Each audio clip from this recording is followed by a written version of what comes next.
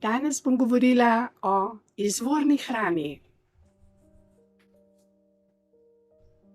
In bom zato prebrala najprej iz Svetega pisma en zanimiv stavek, ki je meni pred 35 leti spremenil življenje. Od vseh dreves v vrtu smeš jesti, od drevesa spoznanja dobrega in hudega pa nikar ne jej. Zakaj brž, ko bi jedel od njega, boš moral umreti. Od vseh dreves z sadjem, z semeni je bila prvotna izvorna hrana za popolnega človeka.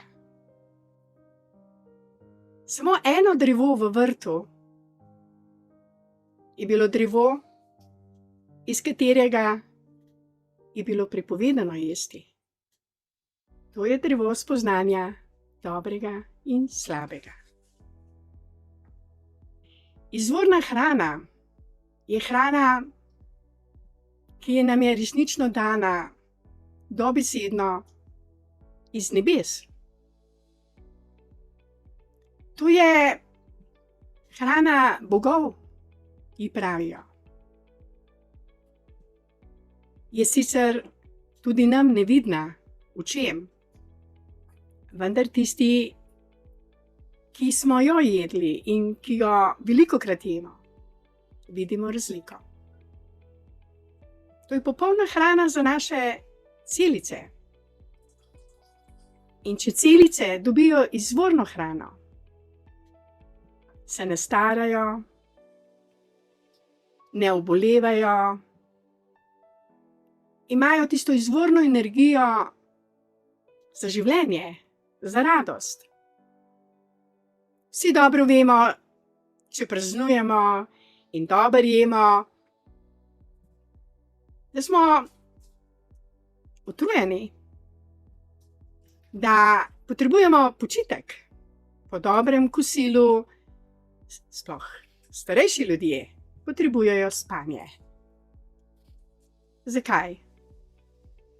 Zato, da telo vso tisto energijo, ki jo ima, usmeri v predelovanje hrane, ki ni izvorna, ki je pridelana, ki ima polno pesticidov, polno raznih antibiotikov.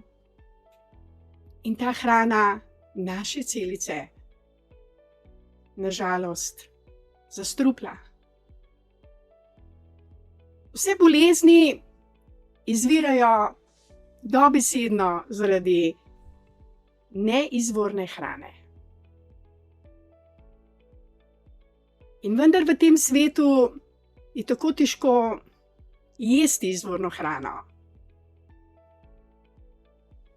In zato je toliko bolezni, toliko depresije, toliko preranih smrti in toliko vsega tistega, kar rečemo trpljenje in bolečina. Ker nekaj ljudi je že na svetu, ki ne jejo fizične hrane, ampak samo to nevidno hrano, dobesedno iz nebes. To prano, to življenjsko, izvorno energijo, ki jo dobivamo, ko odpremo svoje srce in svoja vrata za izvorno frekvenco, za izvorno energijo, za izvorno hrano. Spomnim se leta 1997, sem imela kontrolo krvi in moja pot me je odpeljala v Indijo, kjer sem bila 3 tedne zaradi zdravljenja mojih osebnih ran, zaradi mojih osebnih dogodkov. Prebila sem svoj čas, sonce, kokosovo mleko, molitve in odšla sem res namesto v bolnico v Indijo. Takrat še ni bilo telefonov.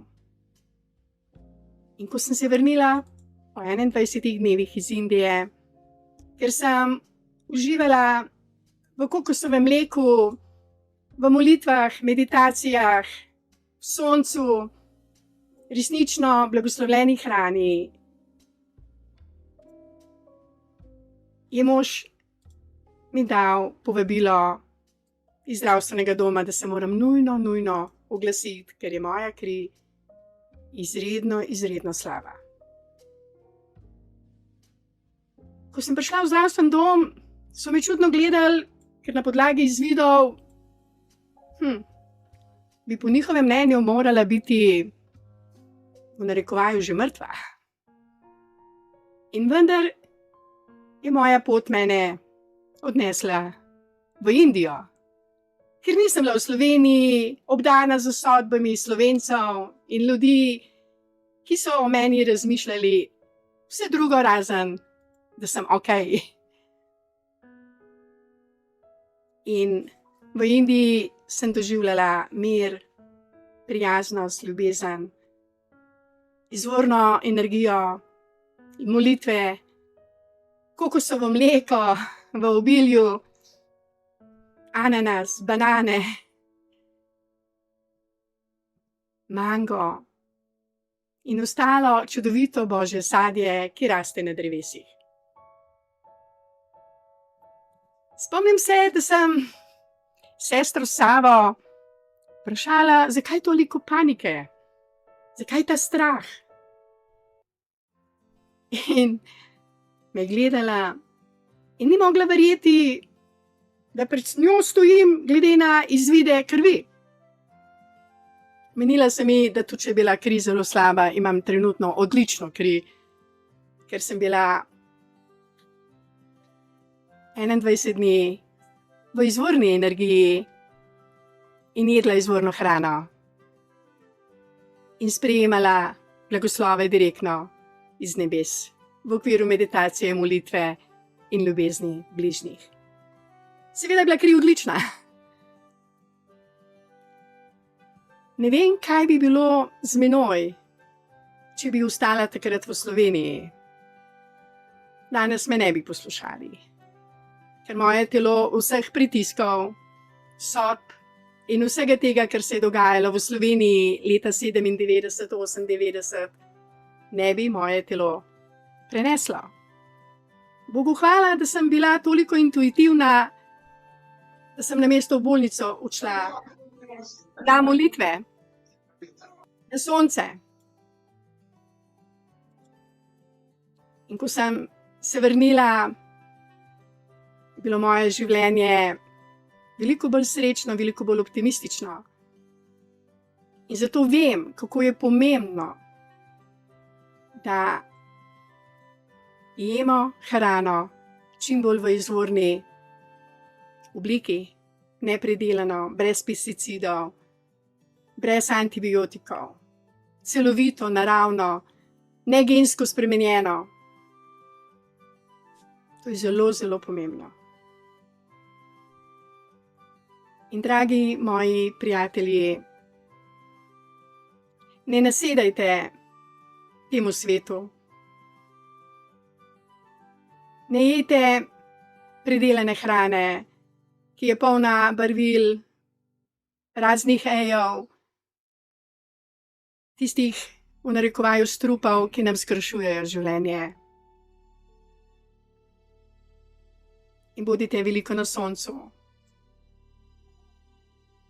Sprejemajte v svoje srce brezpogojno ljubezen, ki je zastonjski dar z nebes, in jo darujte vsem bližnjim, da si bomo lahko podaljšali življenje na tej zemlji, ga izboljšali in da bomo imeli lepše medsebojne odnose. Zelo je pomembno tudi, da blagoslavljamo hrano, ki jo pojemo. Naše roke so kot antena, skozi katere teče ali jeza ali ljubezen, ali blagoslov ali prekletstvo.